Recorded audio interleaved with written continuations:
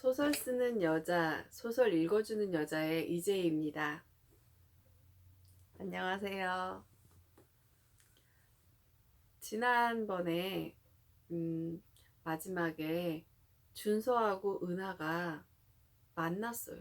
극적으로.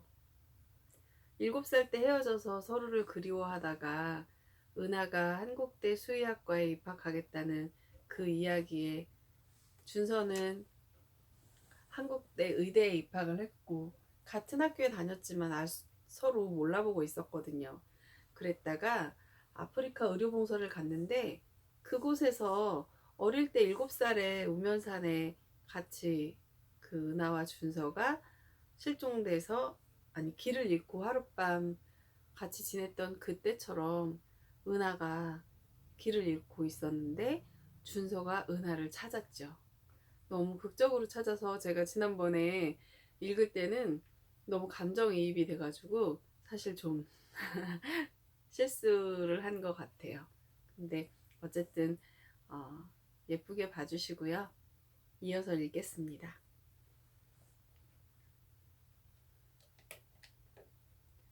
우리 복순이도 예쁘죠?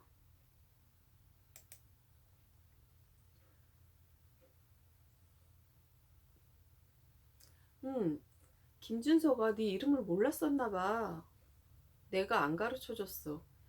세상에 그렇게 기다리더니 결국 만났네 김준서를. 만난 소감이 어때? 모르겠어. 아까 등에 업혔는데 준서가 우리 어릴 때 얘기를 하는 거야. 처음에는 무슨 소린가 했다가 내 얘기더라고. 나를 잊지 않았대. 그리고 나 때문에 한국대에 오게 됐다고. 야, 이 둔치야. 그렇게도 김준서를 못 알아보냐? 이름을 개명한 것도 아니고 김준서인데. 민지는 급기야 은하의 머리를 꽁 하고 한 대 쳤다. 글쎄 처음 수능장에서 봤을 때 전혀 아니었거든.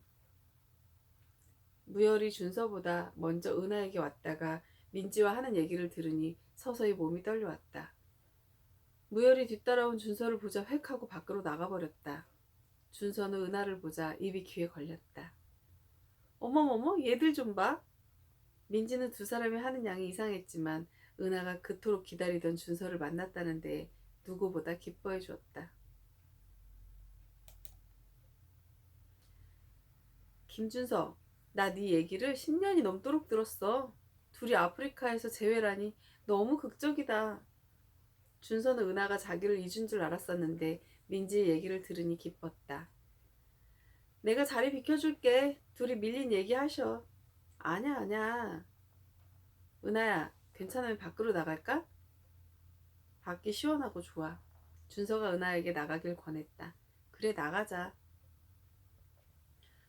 하늘의 별이 어쩜 이렇게 많은지 은하는 손을 뻗으면 꼭 잡히기라도 할 것처럼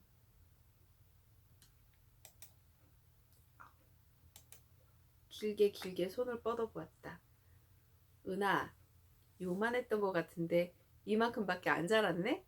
준서는 은하의 키를 자신에게 대어보았다. 너 김준서? 은하는 뒤돌아 준서의 가슴을 쳤다. 은하야, 근데 왜 나 못 알아봤어? 준서는 은하가 자신을 알아보지 못한 것에 대해 서운한 마음이 일어물었다. 아마 수능일에 봐서 그럴 거야. 수능일에 날 봤어? 준서는 반가움에 눈을 크게 뜨고 은하를 봤다. 아주 무지하게 재수없게. 무슨 소리야? 그날 네가 타고 온 차에서 튀긴 구정물로 내가 온통 젖어서 시험을 잘 못 봤어. 그래서 내가 추가 합격생으로 올라 있었거든. 마음고생을 얼마나 했게. 아, 그래서 합격자 명단에 네가 없었구나. 준서는 은하가 합격자 명단에 없었던 일을 기억했다.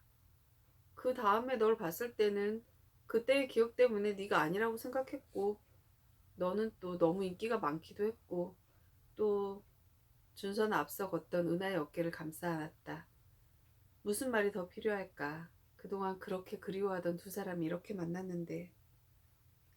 은하야, 너 너무 보고 싶었어. 나도 김준서. 나 그때 병원에 보름이나 입원해 있었어.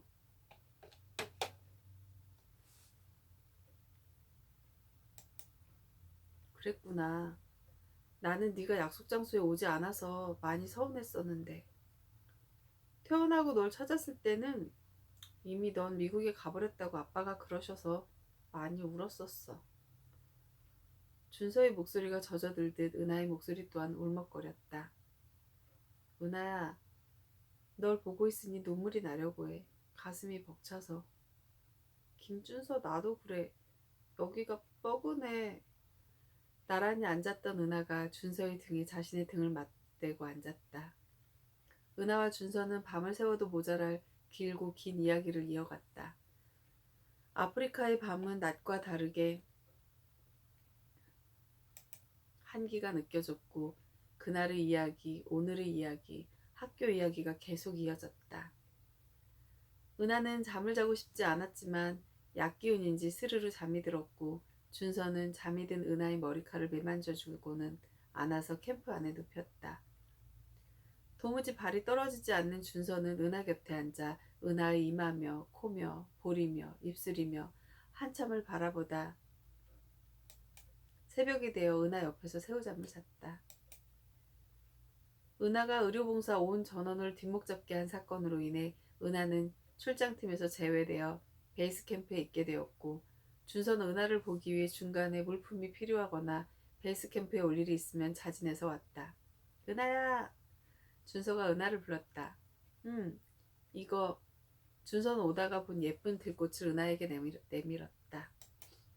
와, 예쁘다. 매일매일 너무 고마워. 준서가 매일 꺾어다 주는 꽃으로 은하가 있는 곳엔 꽃들이 예쁘게 장식되어 있었다. 준서도 은하도 이곳 아프리카에서 그 어느 때보다 행복했다. 민지도 또 상민 선배와 이야기가 잘 통한다며 함께하는 시간이 많았고 이 먼 곳 아프리카에서 무혈만이 외톨이가 되었다. 밤하늘을 가득 수놓은 별들을 보면서 준서는 그간에 있었던 미국 생활을 은하에게 얘기해 주었다. 그때 내가 마이클 선생님을 만나지 않았다면 이렇게 한국대에 올 생각도 못했을 거야.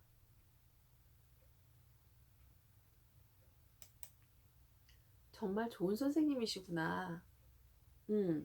마이클 선생님이 널 보면 무척 좋아하실 거야. 나도 뵙고 싶다. 나 네가 그때 접어준 하늘색 종이 비행기 아직도 갖고 있다? 정말? 나도인데. 나도 네가 접어준 종이약 그대로 가지고 있어. 은하와 준서는 이 모든 것이 꿈만 같았다. 친구 1번 김준서, 친구 1번 이은하. 나란히 앉았던 준서가 은하 쪽으로 몸을 돌려 은하의 얼굴에 천천히 다가가 은하의 입술에 키스했고 은하는 눈을 감았다. 아무에게도 방해받지 않고 아무것도 거칠 것이 없는 두 사람의 키스는 오래도록 계속되었다. 별빛은 따스했고 내일이면 서울로 돌아갈 준서와 은하는 아프리카에서의 마지막 밤을 행복하게 마감했다.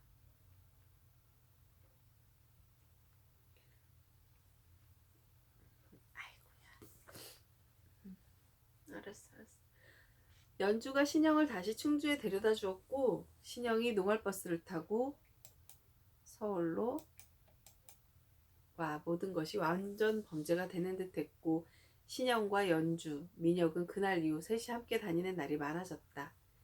또 연주가 함께 있으니 신영은 집안 사람들의 눈을 자연스럽게 피할 수 있어 좋았다. 어이 신영아, 성적 잘 나왔어? 연주가 신영의 성적표를 보며 하늘이 무너져라 땅이 꺼져라 하는 표정을 보며 물었다.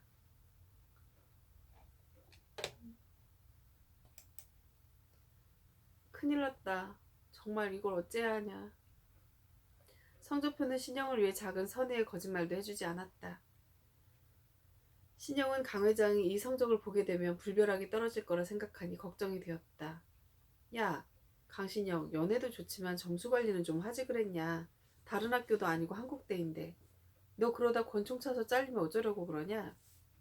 연주는 연애에 정신이 팔려 성적이 떨어진 신영을 놀렸다. 야 도와줄 거 아닌 말 보태지 마. 어이, 아가씨들, 왜 죽상이야? 민혁이 커피숍 자리에 앉으며 말을 걸었다. 성적표 나왔대요. 연주가 민혁을 보자 신영을 놀리며 혀를 내밀었다. 그래? 한번 볼까? 우리 신영의 성적표? 민혁은 신영의 성적표가 순간 궁금해져 보려고 하자 신영이 결사적으로 감췄다. 안 돼요. 안 돼요. 절대 안 돼요.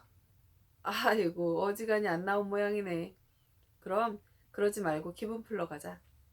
민혁은 성적표를 감추려 드는 신영이 너무 귀여워 신영이 머리카락을 흩으며 자리에서 일어났다.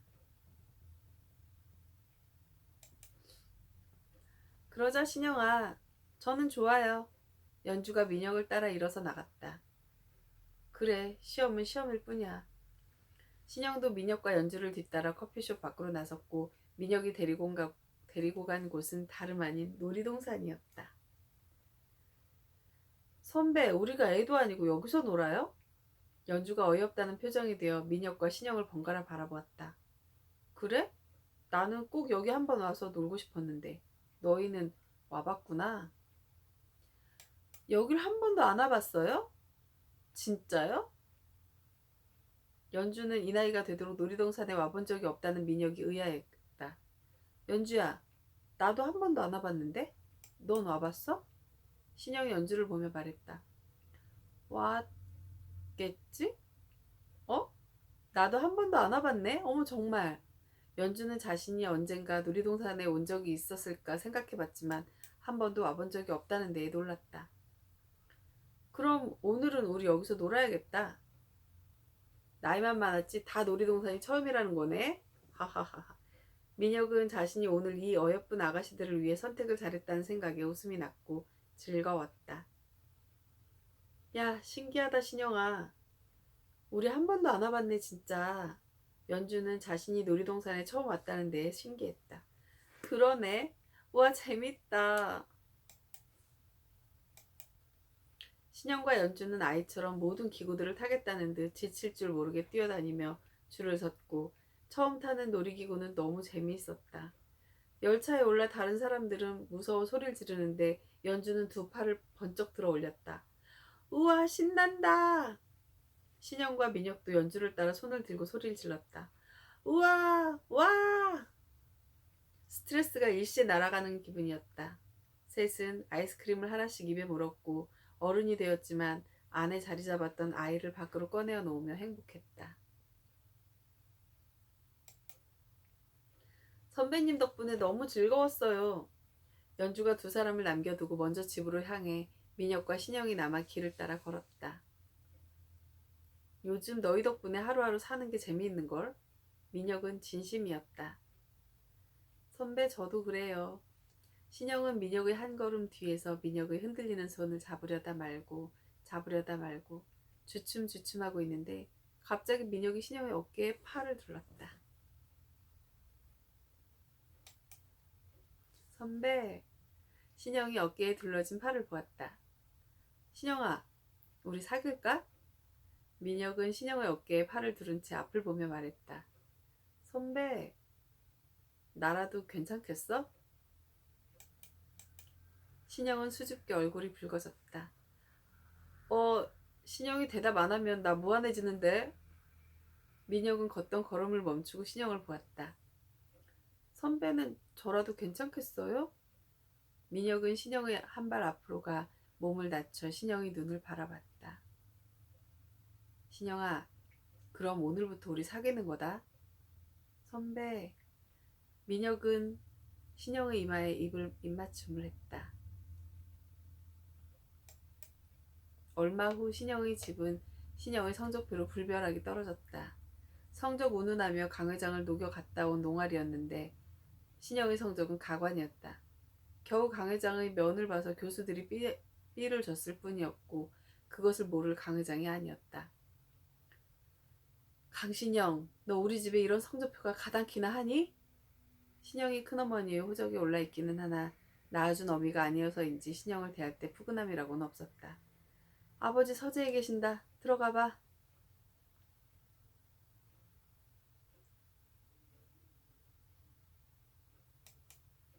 아빠. 신영은 코가 쑥 빠져 모기만한 목소리로 강 회장을 부르며 강 회장의 서재로 들어섰다. 신영이 들어오너라. 네. 강 회장은 사실 성적표가 아니었어도 신영이 민혁을 만나고 다닌다는 것을 비서실을 통해 이미 알고 있었다. 신영에게 경호원 말고도 다른 경로로 신영의 일상을 보고받아온 강 회장이었다. 하지만 강 회장은 자신이 신영을 감시하고 있다는 것을 알릴 수는 없어 신영이 쪽에서 꼬투리가 생기길 기다리고 있었던 거였다. 신영이, 너 이 성적표에 대해 설명을 좀 해야겠다. 아빠는 분명 네가 열심히 공부해서 농활 플러스 점수 때문에 농활 간다고 들었는데 네가 받아온 점수가 이해가 가지 않는구나. 아빠, 그게요. 신영의 목소리는 기어들어갔고 반면 강 회장은 언성이 높아졌다. 이 아빠를 속인 게냐? 아니에요, 아빠. 어디 들어보자. 네가 말을 못한다면 난 너를 이제 믿을 수 없구나. 신영은 이런 상황에서 민혁을 얘기할 수는 없었다. 아빠, 죄송해요. 신영은 닭똥 같은 눈물을 뚝뚝 흘렸다. 너를 샌프란시스코에 있는 고모한테 보내는 게 나을까 아빠는 생각 중에 있다. 신영은 민혁을 두고 그 먼 샌프란시스코에 갈 수는 없었다. 아빠, 죄송해요. 앞으로 딴짓 안 하고 열심히 공부만 할게요. 아빠, 진심이에요. 신영은 울며 강 회장에게 애원했고 강 회장은 우선 신영에게 엄포를 놓았으니 지켜보리라 마음먹고 신영을 풀어주었다.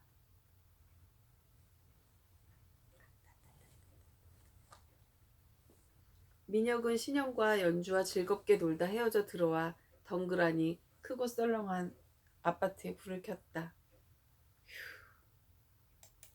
샤워기 물을 틀어두고 민혁은 큰 소리로 웃던 신영의 얼굴이 떠올라 미소가 번졌다. 민혁에게 웃음을 주고 어두운 삶에서 건져낸 건 다름 아닌 신영이었다. 강신영.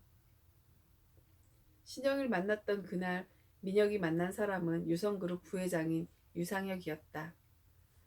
학교로 들어서던 민혁에게 검정색 세단의 문이 열렸고 민혁은 그 차에 올라 지금 이 집에 왔던 거였다. 군에 가기 직전 민혁의 앞으로 수백억 대의 주식과 재산이 있음을 변호사를 통해 듣게 되었다. 민혁의 엄마였던 은주연은 대한민국을 대표하는 여배우였고 그런 여배우가 어느 날 배우 생활을 청산하고 세상에서 모습을 감췄다. 그리고는 은민혁을 낳았고 민혁과 은주연은 홍천에서 민혁이 중학생이 될 때까지 살았다. 민혁이 어릴 때 가끔 민혁의 아버지가 은주연과 민혁을 보러 홍천에 오곤 했지만 민혁이 중학생이 되고서는 오지 않았고 은주연이 혈액암으로 조용히 생을 마감해 장례식이 치러지던 날 멀찍이서 보았을 뿐이었다. 민혁은 어려 알 수 없었지만 자라면서 아버지가 보통 사람이 아니라고 생각할 수 있었다. 민혁은 그 후 홍천의 성당에서 자랐고 민혁이 제대 후에 찾아온 큰형 상혁은 민혁의 주식을 가져가며 강남에서 제일 비싸다는 이 집과 재산을 주었던 것이다. 민혁은 어차피 재산에는 관심이 없었고 자신에게 형이 있다는 것과 형이 자신을 찾아주었다는 것이 좋았다. 32층 통유리를 통해 강남 일대를 보고 있던 유상혁은 민혁이 들어와 테이블 앞에 앉자 천천히 몸을 돌렸다. 네가 민혁이냐? 네. 엄마를 많이 닮았구나. 난 네 큰형. 아니다. 군에 가기 전에 박변을 통해 내 앞에 주식이 있다는 얘기를 들었을 거다. 그 주식이 필요한데 그걸 나한테 달라고 이렇게 직접 왔다. 상혁은 민혁에게 테이블에 있는 서류를 밀었다. 네가 사인해라. 형. 그래, 내가 네 형이지. 하지만 이후부터 형이라 부르지 마라. 기차 힘들어질 거다. 형, 날 찾아줘서 고마워요. 박 변호사는 민혁이 펜을 들자 서류를 펼쳐 사인할 곳을 손가락으로 가리켰다. 여기하고 이 뒤쪽에 사인하시면 됩니다. 이 집은 네 명의로 해뒀으니 오늘부터 여기서 살아라. 미리 신경 쓰지 못해 미안하구나. 상혁은 애써 민혁의 눈을 보지 않으려 했다. 형. 민혁은 눈물이 새어나올까 입을 꾹 다물었다. 부회장님께서 지하 주차장에 있는 차는 직접 고르셨습니다. 박변은 무슨 소리를...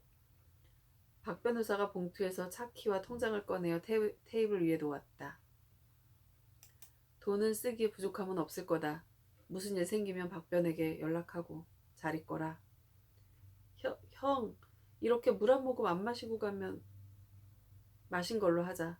오늘은 네 엄마 기일이구나. 참 따뜻한 분이셨다.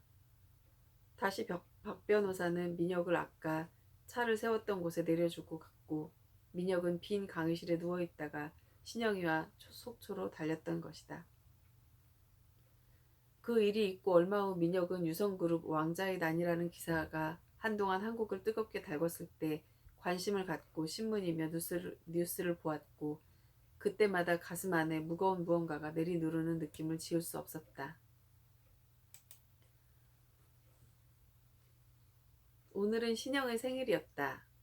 민혁이 신영이 생일에 주려고 반지와 케이크, 꽃을 들고 자주 가는 카페로 가 앉아 신영을 기다리고 있자니 계속 콧노래가 나오고 휘파람이 나왔다. 선배, 그동안 안녕하셨어요. 민혁이 기다린 신영이 아니라 연주가 인사를 건네며 자리에 앉았다. 연주야, 오랜만이다. 날씨가 너무 춥네요. 민혁은 신영이 뒤따라 들어오지 않을까 살폈지만 신영은 오지 않았다. 선배, 신영이가 요즘 많이 힘든가 봐요. 저한테 대신 선배한테 가달라고 전화가 왔더라고요. 그랬어? 신영이는 어떤 것 같아? 괜찮아요. 연주가 따뜻한 유자차를 홀짝거릴 때 연주의 핸드폰이 울렸다. 선배, 저 전화 좀 받고 올게요. 그래. 연주가 핸드폰을 들고 민혁의 시야에서 사라졌다. 민혁은 신영이 걱정이 되지만 어떻게 할 수 있는 게 없어 애꿎은 물만 마셨다. 통화를 마치고 자리에 앉은 연주가 민혁에게 입을 열었다. 선배, 강화에 있는 저희 별장이 제일 안전한 것 같은데 거기 제가 모셔다 드릴게요. 이따가 신영이가 그리러 온다고 하네요. 신영은 생일날 가족 모임을 한다고 해서 신영이네 호텔인 산벨 와이드 호텔 스카이 라운지 별실에 앉아 다른 가족들을 기다렸지만 가족들은 오지 않고 유성그룹 막내 아들인 유찬혁이 들어왔다. 신영아, 잘 지냈어? 찬혁이 별실로 들어서며 인사를 했다. 오빠도 잘 지내셨어요? 그렇지 뭐. 야, 이런 자리 불편한데 굳이 이러고들 싶으실까 몰라. 너 많이 예뻐졌다.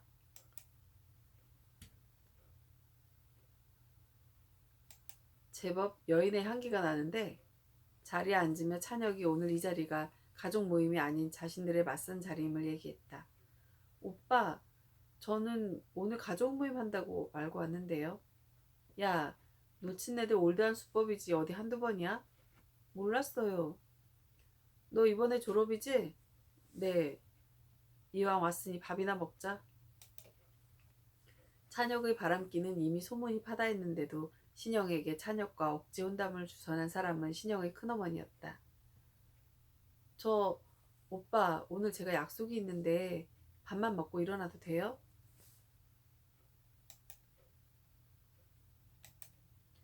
신영이 찬혁의 눈치를 보며 말했다. 그래, 오빠도 가봐야 해. 잘됐다. 오빠, 근데 잘 말씀해 주실 거죠? 거절이면 더 좋고요. 신영이 미안한 표정과 부탁조로 말을 하자 찬혁이 흔쾌히 받았다. 그래, 그건 나한테 맡겨. 고마워요. 신영은 손을 모아 유성그룹 막내 바람돌이 찬혁에게 감사했다. 신영이네 별장은 안전하지 않았고 연준에 가까운 별장은 언제 누가 사용할지 알 수 없어 가장 이용이 적은 강화도로 잡은 거였다. 아저씨, 운임은 넉넉히 드릴 때 최대한 빨리 가주세요. 신영은 택시 아저씨를 재촉했다. 신영이 그렇게 빨리 움직였어도 강화도 별장에 도착했을 때는 9시가 가까워 있었다. 민혁을 찾는 신혁에게 민혁이 바닷가에 있다고 별장지기 아저씨가 알려줘서 신영은 민혁을 찾아 바닷가로 내려갔다. 선배! 신영아, 나 여기 있어. 민혁의 밝은 얼굴을 보자 신영이 민혁의 품에 파고들었다. 선배 사랑해요. 아, 이 녀석 왜 이래. 나도 사랑해. 민혁은 자신의 품에 안긴 신영의 긴 머리카락을 쓸어주었다.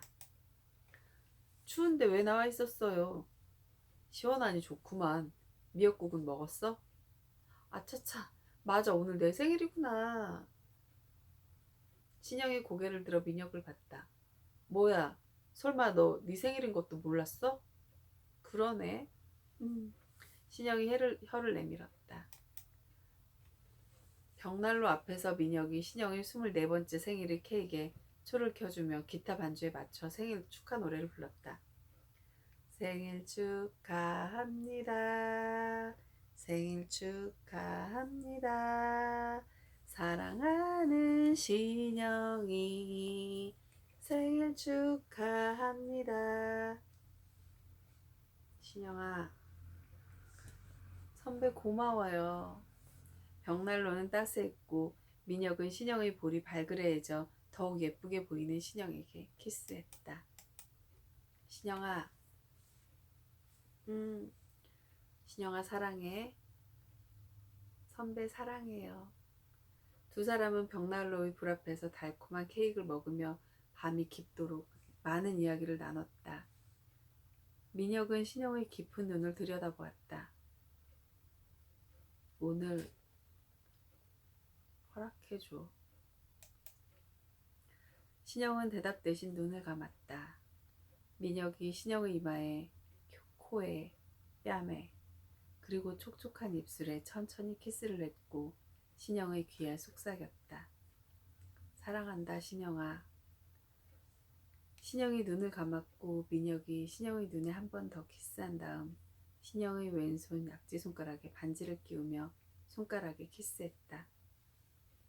민혁은 양탄자 위에 신영을 조심스럽게 눕히고 신영의 머리카락을 쓸어주며 신영의 앞가슴의 단추를 풀기 시작했다. 사랑해요, 선배. 신영이 민혁의 손을 잡아 같이 단추를 풀어내려 갔다.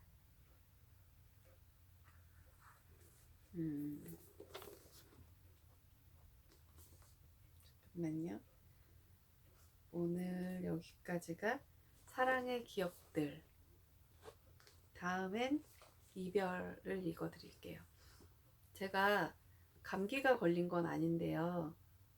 좀 추워요. 추워가지고 자꾸 콧소리가 나요. 좀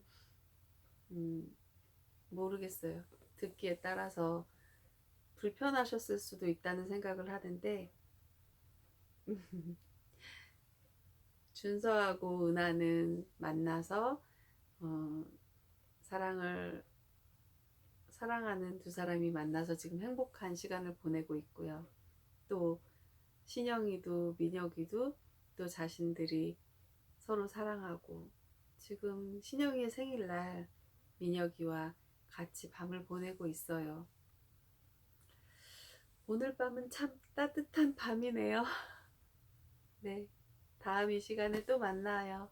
구독 눌러주세요. 그래야지 계속 이어서 들으실 수 있으니까요. 안녕.